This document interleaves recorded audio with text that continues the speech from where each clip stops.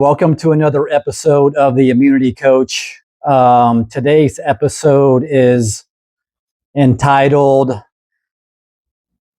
Why Uranium Toxicity is the Most Underdiagnosed Health Crisis of Our Time. Yes, so the most underdiagnosed health crisis of our time here in America. So today I want to go ahead and with that being said, let's just dive right in, jump right into our interview questions. And question number one looks like this. So Coach Lawson, you've called uranium toxicity the most underdiagnosed health crisis of our time. That's a significant claim. Can you back it up? Well, there's approximately 43 million unregulated private wells. The EPA, their guidelines for uranium actually are creating symptoms, creating conditions in people at the levels that they say are okay.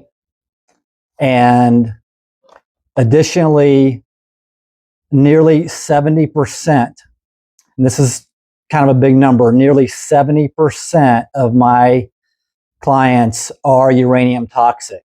So that's at least 2 out of every 3 people that come to me are uranium toxic. And nobody knows about this. They haven't been tested properly. They never knew that uranium was one of their primary drivers of their health being compromised. There's a geographic overlap. So the western half of the United States, the Great Plains, the Appalachian region, the Carolinas all have significant uranium-rich underground material, and it is getting into the water system. And these are areas that are even more heavily populated with chronic illness. No standard lab tests for uranium.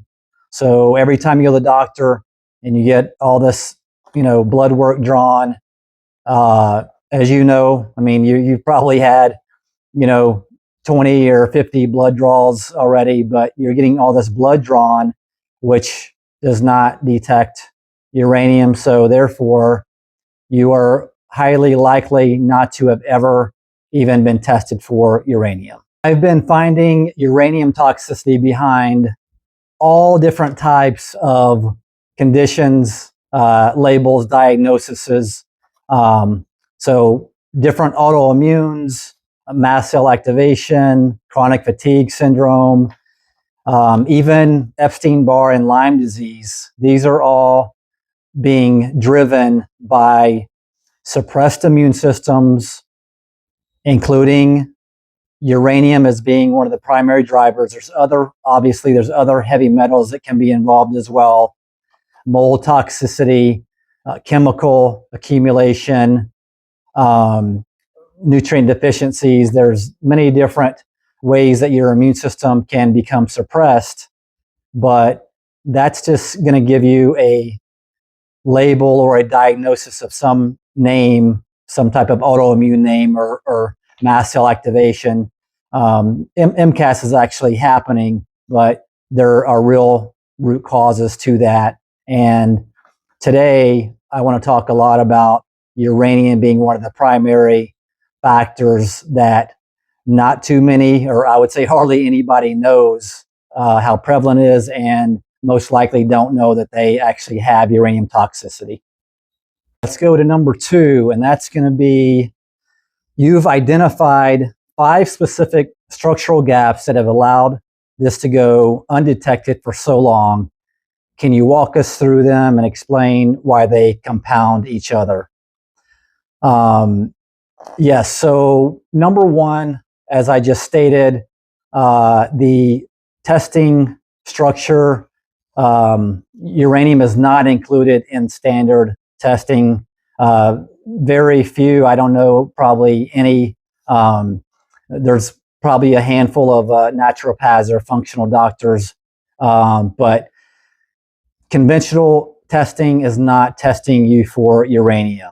And I would say the vast majority of even functional doctors, et cetera, are not even testing you for uranium as well. The second gap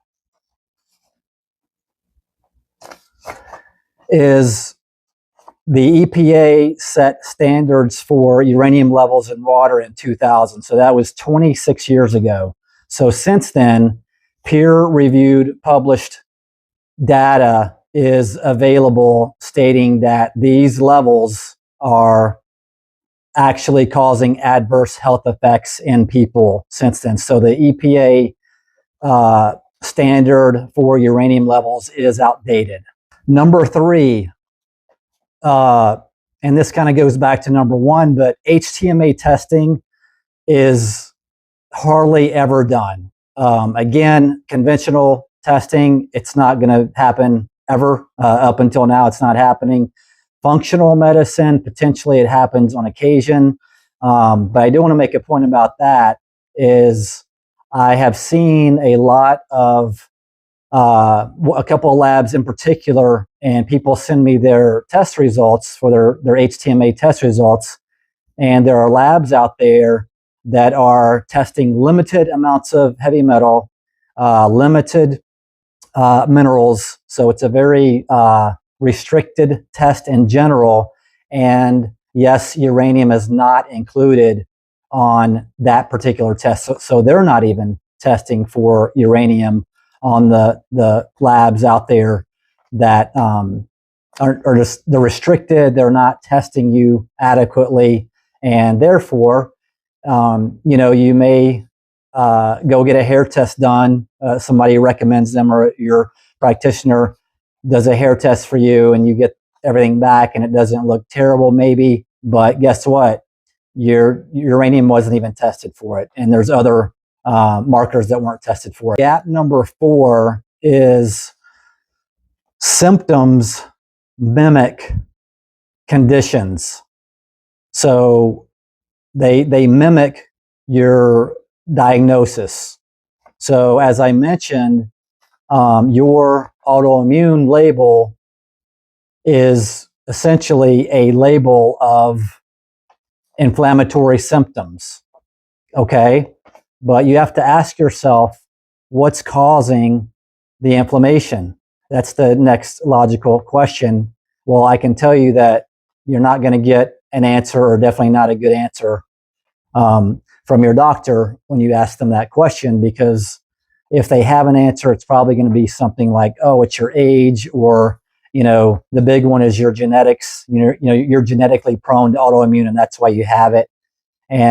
But this, that doesn't make any sense, actually. So there's real stuff that happens inside our bodies. Poison is poison. They don't call it poison for nothing. So when we accumulate all these toxicities, our body, in essence, becomes poison, and something happens from that. So we have inflammation. The body tries to respond, and it responds with inflammation.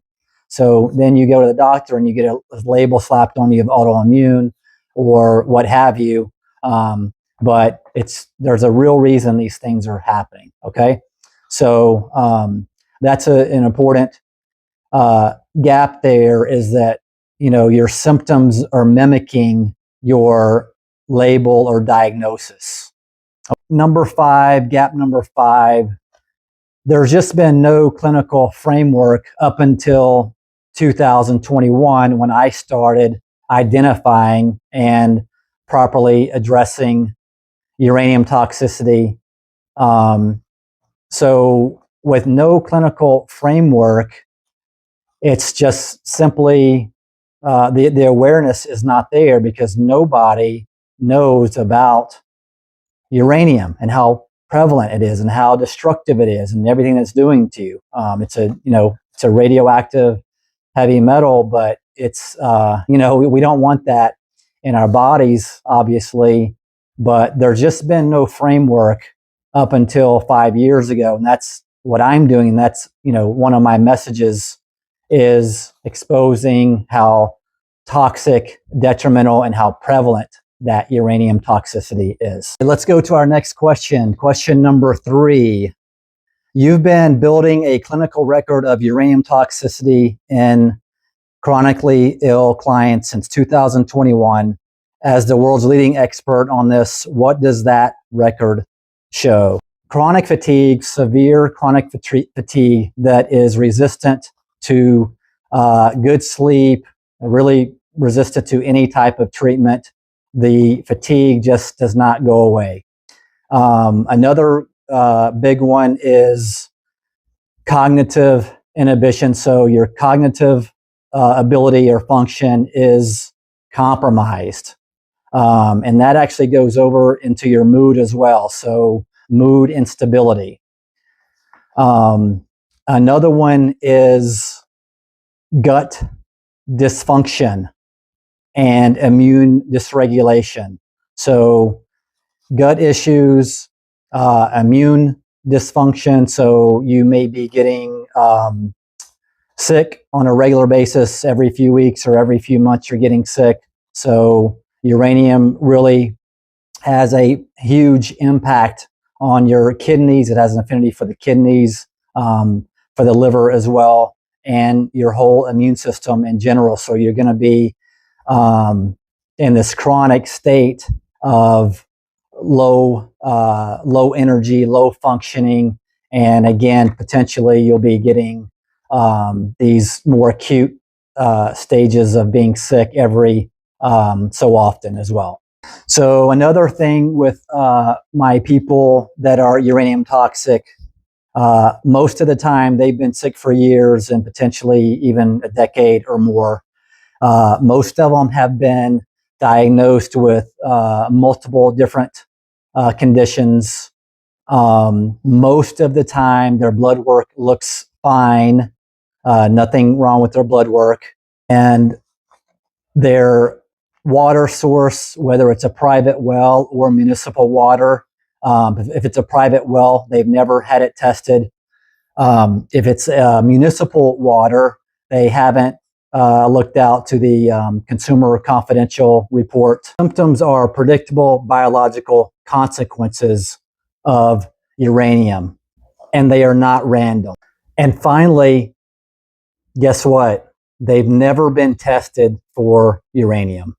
And when that burden is identified and systematically addressed, along with any other chemical burden or heavy metal toxicities or mold toxicity and nutrient deficiencies, my clients heal. That's what healing is removing the bad guys, removing the poison, and bringing all the amazing nutrients that our body needs to function at a high level. And that's physically and on an immunity level. Question number 4.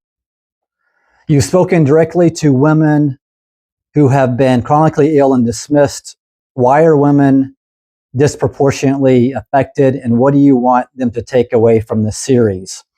Well, I think this is just across the board. So, roughly about 90% of my clients are women, but I think that, the first thing is women are more likely to actually take action for their health and to try to do something. So I'm not sure quite why that is. Myself, as a guy, was all about getting well and wanting to optimize my function and my health. But nonetheless, women are the ones who are highly, most likely going to actually want to do something about their health. So I think that's the first thing. So another thing is, and again, this is for people in general, but I think when you go to I've actually experienced this myself as well, but getting dismissed, from the doctor. And how many doctors have you been dismissed from? 1, 5, 10, or more? Most likely you've been dismissed. You've been told your symptoms are in your head, or you're getting older, or genetically you're positioned to have this particular label or disease, or there's always some type of an excuse or an explanation that doesn't really add up. So essentially, you're getting gaslighted and you are being dismissed. So, as a woman or a man, we all deserve, the truth, and we all deserve answers, and we all deserve for someone to actually investigate why we are not well. You just don't, just being blunt here, and the truth, it is what it is, but you're just not going to get that in a conventional setting. And actually, you're not going to get that in most functional settings either. Yeah, so the system is just not built to identify the drivers of your sickness. It's just not built that way. So I think that's a very important takeaway here, is to understand that they're not looking for your drivers for your root causes of why you're sick. That's just not their agenda. That's not the business model. So you're not really going to be able to make much headway as far as finding out why you're actually sick when you're going to most of these doctors. 5, if you could change 3 things in medicine and public health to address this crisis, what would they be? Yeah, okay. I've actually I wrote down a few things. So there's obviously there's things that need to change here, but awareness, advocacy, and action, right? So these 3 things must happen to make real change and get this real toxic burden exposed. Okay. So water testing, that should be mandatory. Obviously, we need to expand on that, but having your getting your municipal water reports or your private well water tested, that needs to be done, obviously. Another component to this is the EPA standards need to be updated. I'm not going to go into much detail about that, but pretty straightforward. HTMA, we need to learn. Practitioners, I don't think doctors are ever going to be doing this, but practitioners need to learn about HTMA and how to, here's the kicker, not just run the test, but they have to actually learn how to interpret the test and actually learn how to address the results, effectively address the results from the test. The last thing I want to mention about that is, if you are chronically ill, and you might be just because you're watching my video still, ask questions. So when I got sick, I would ask, I asked the word why hundreds and hundreds of times, and that's actually one of the best ways that helped me kind of start to figure this out, was when I got an answer that didn't sound right or didn't really explain the situation or explain what I was asking, I would ask why again and why again. But, just in general, ask more questions and you'll learn things and you'll get more information. And if you don't get information, then you can actually look and see if you can find that information on your own. But asking more questions in general is typically a good idea. So this channel exists to accelerate awareness of uranium toxicity. That's one of the reasons I built this channel. Obviously, I am an all-around environmental toxicity practitioner, immune system, focused on the immune system and healing, helping people heal with, autoimmunes and mast cell and chronic infections, Lyme, EBV, etc., mold toxicity. But please share this video with anyone that you know who has not found their real answer or real answers as to why they're sick. So next, I would invite you to find a practitioner who is willing to investigate your real root causes.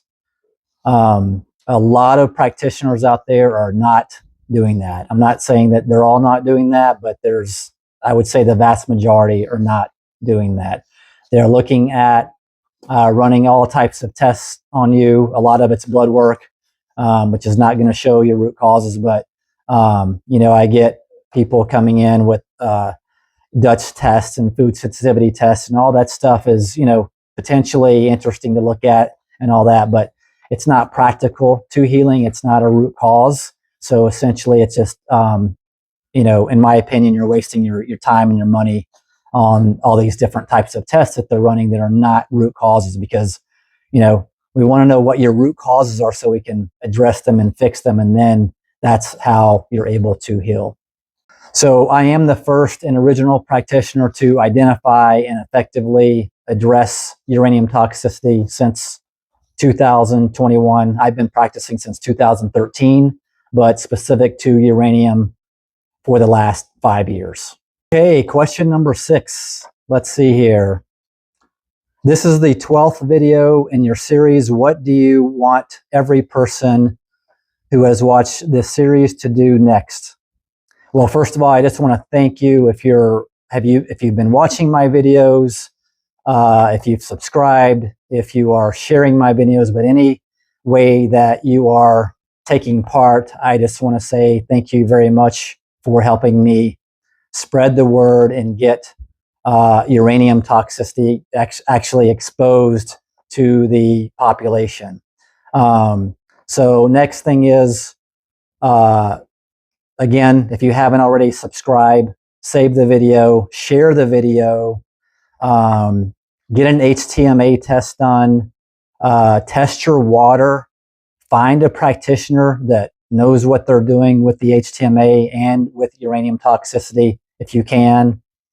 And last but not least, if you're ready to work with a practitioner that is the original pioneer of uranium toxicity since 2021, and find out exactly what's going on with you, and how to actually heal your body and gain this amazing optimal health that you may not have ever had, or you could have been a teenager since you had great health. But book a complimentary strategy call with me. Immunitycoach.org is my site. I would recommend you can message me through here, YouTube, but it's probably better to connect with me through my website, immunitycoach.org. And I will see you in the next video.